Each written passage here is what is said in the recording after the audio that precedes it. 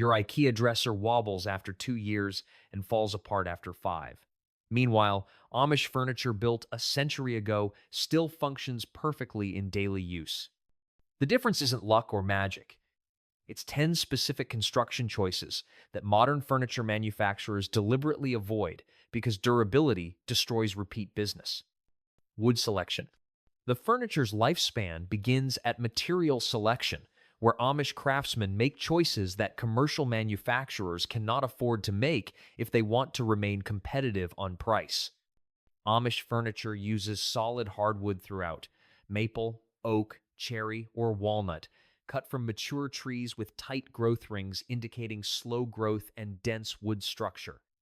The lumber comes from trees aged 40 to 80 years, creating wood grain so tight that 50 rings might span a single inch. Commercial furniture uses particle board, medium-density fiberboard, or thin hardwood veneers glued to plywood cores. These engineered materials cost 1/10 the price of solid hardwood but begin deteriorating the moment moisture penetrates their glue bonds or protective veneers chip. The wood quality difference is fundamental. Solid hardwood gains character through aging, developing patina, slight color deepening, and surface hardness that increases over decades. Particle board swells when damp, crumbles under stress, and literally disintegrates when the glue fails after 5 to 10 years. An Amish dresser using 40 board feet of solid oak costs $300 in materials alone. A commercial dresser using particle board costs $40 in materials. The tenfold cost difference makes solid hardwood commercially unviable. Joinery methods. How pieces connect determines whether furniture survives decades or collapses after years of use. Amish craftsmen employ joinery techniques that commercial furniture abandoned 60 years ago because they require skill and time that mass production cannot accommodate. Mortise and tenon joints. Rectangular holes receiving matching projections create connections stronger than the wood itself. The joint distributes stress across large gluing surface area, while mechanical interlock prevents separation even if glue fails. Each joint requires precise cutting, fitting, and gluing that takes 10 to 15 minutes per connection. Dovetail joints, connecting drawer sides to fronts and backs, create interlocking puzzle piece connections that physically cannot pull apart under stress. The angled pins and tails wedge tighter as drawers get pulled, making the joint stronger through use rather than weaker. Commercial furniture uses butt joints, square edges pressed together and connected with staples, screws, or minimal glue. These joints fail within years because they lack mechanical interlock and rely entirely on fastener or adhesive strength. The time difference proves dramatic. A Amish 6-drawer dresser contains approximately 60 mortise and tenon joints requiring 10 hours of joinery work. A commercial equivalent uses staples installed in 30 seconds total. Drawer construction. Drawers receive more stress than any other furniture component through daily opening, closing, and loading. Amish drawer construction treats them as independent structures requiring the same care as the furniture's main frame. Drawer sides use solid 3/4-inch hardwood rather than the 1/4-inch plywood or particle board that commercial drawers employ. The thickness prevents warping, provides solid material for joinery, and creates drawers that remain square and functional for decades. Drawer bottoms fit into grooves, routed into the sides rather than being nailed or stapled on. This allows the bottom to expand and contract with humidity changes without cracking or separating from sides. The groove provides mechanical lock, preventing bottom displacement even when glue eventually fails. Drawer slides use wood-on-wood guides, hardwood runners attached to drawer sides sliding in grooves or on rails in the cabinet frame. These create smooth action that improves with use as the wood burnishes, and they last indefinitely since wood sliding on wood creates minimal wear. Commercial drawers use metal slides that initially feel smoother than wood but fail within 5 to 10 years. As plastic components break, ball bearings freeze from gunk accumulation, or the metal itself bends under repeated stress. The Amish drawer costs 4 times more to build but lasts 10 times longer, creating net value that commercial furniture cannot match.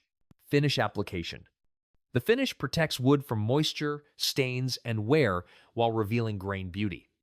Amish finishing creates durable surfaces through multiple thin coats requiring days to complete, while commercial finishing applies thick coats in hours through spray equipment. Amish craftsmen apply 5 to 8 thin coats of oil-based polyurethane or conversion varnish, allowing 12 to 24 hours drying time between coats. Each coat gets sanded lightly before the next application, creating buildup of ultra-thin layers that bond molecularly to create flexible, durable film. This gradual buildup creates finish that moves with wood as it expands and contracts with seasonal humidity changes. The flexibility prevents cracking or peeling that rigid finishes suffer when wood movement creates stress. Commercial furniture receives 1 or 2 thick coats of fast-drying finish applied in spray booths. The thick application speeds production but creates brittle finish that cracks when wood moves. The finish begins failing within years, as spiderweb cracks allow moisture penetration that swells the wood and accelerates finish deterioration. The time investment differs dramatically. An Amish table receives 40 hours of finishing work spread across a week. A commercial table receives 30 minutes of finish application total, dried in ovens within hours. Hardware quality. The hinges, drawer pulls, and fasteners holding furniture together determine how long mechanical components function before failure requires replacement or renders the furniture unusable. Amish furniture uses solid brass or steel hardware chosen for longevity rather than cost. Hinges feature brass or steel pins rotating in precisely machined barrels, creating smooth action that lasts decades. The screws attaching hardware drill into solid hardwood, creating connections that tighten rather than strip through years of use. Drawer pulls attach with bolts running completely through drawer fronts and secured with nuts on the interior side. This through-bolt attachment creates virtually indestructible connection. The bolt would need to break rather than just pull out, and solid brass doesn't break under normal use. Commercial furniture uses zinc-plated pot metal hardware that looks acceptable initially but corrodes and weakens within years. The hinges use plastic or composite barrels that wear rapidly, creating loose, sloppy action that eventually prevents doors from closing properly. Drawer pulls attach with short screws driven into particle board that strips out after minimal use, making the pulls unable to stay attached. The hardware cost difference matches other components. Amish furniture uses $4 worth of brass hardware per drawer pull, while commercial furniture uses 40 cents of pot metal. The tenfold cost difference creates hundredfold durability difference as pot metal fails while brass continues functioning indefinitely. Construction sequence. The order in which components get assembled determines whether the furniture remains square, stable, and properly aligned through decades of use, or warps and loosens within years. Amish craftsmen dry fit entire pieces before gluing, assembling furniture completely without adhesive to verify that all joints fit properly. The structure remains square, and no gaps exist at connections. This test assembly reveals problems while they can still be corrected through recutting or adjusting joints. After confirming proper fit, the furniture gets disassembled, glue applied to each joint, and the piece reassembled under clamp pressure that holds joints tight while adhesive cures. The clamping pressure forces joints completely closed and holds the structure square while glue sets, creating a final assembly with no gaps, warps, or misalignment. The glue cure time follows manufacturer recommendations, typically 24 hours before removing clamps and another 48 hours before stressing joints through normal use. This patience allows a complete adhesive cure that creates maximum bond strength. Commercial furniture gets assembled once, components pressed together, stapled or screwed, and immediately moved to the next production stage. No dry fitting verifies proper assembly. No clamps hold pieces square during adhesive cure. The result? Furniture that leaves the factory slightly warped and loosens further through shipping and use. The time difference. An Amish dining chair requires 3 separate clamping sessions spanning 4 days. A commercial chair gets assembled in 8 minutes from start to finish. Structural design. How furniture is designed determines whether it can withstand decades of stress or fails under normal use within years. Amish design prioritizes structural integrity, while commercial design prioritizes material minimization that reduces cost while ensuring planned obsolescence. Amish table legs use cross-bracing or stretchers connecting legs at floor level, preventing the racking motion that loose tables develop. The bracing creates triangulated structure that distributes stress and prevents individual legs from shifting independently. Table aprons, the vertical pieces connecting legs below the tabletop, use full 3/4 inch to 1 inch thickness, providing substantial material for strong joinery. Chair construction uses multiple cross braces between legs, rather than relying on seat-to-leg connections alone. The distributed connection points create redundancy. If one joint loosens slightly, others maintain structure until repair can happen. Commercial furniture eliminates cross-bracing, uses thin aprons, and minimizes structural elements to reduce material costs. The result: furniture that wobbles within months as joints loosen from stress they weren't designed to handle. Table legs spread, chairs rack diagonally. The fundamental design cannot maintain integrity because it provides no redundancy or stress distribution. An Amish chair design might use 12 structural joints, creating a stable three-dimensional framework. A commercial chair uses 6 joints in a minimal design that begins failing the moment any single joint loosens. Moisture content. Wood moisture content at construction determines whether furniture remains stable or warps, cracks, and falls apart as humidity levels change seasonally. Amish craftsmen use keyline dried lumber brought to 6 to 8% moisture content, STD equilibrium level for typical indoor environments. Building furniture at this moisture level means the wood has already completed most of the shrinking it will do through drying, minimizing movement after construction.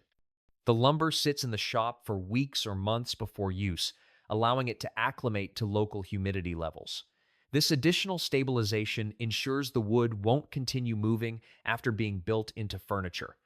Commercial furniture often uses lumber at 10 to 12% moisture content or higher because thoroughly dried wood costs more and requires more storage time before use. The higher moisture content means the wood continues shrinking after construction, creating gaps at joints, warped panels, and stress that loosens connections. The moisture difference seems minor, 4 to 6 percentage points, but that difference represents substantial shrinkage potential. A 12-inch wide panel at 12% moisture might shrink to 11 3/4 inches at 6%.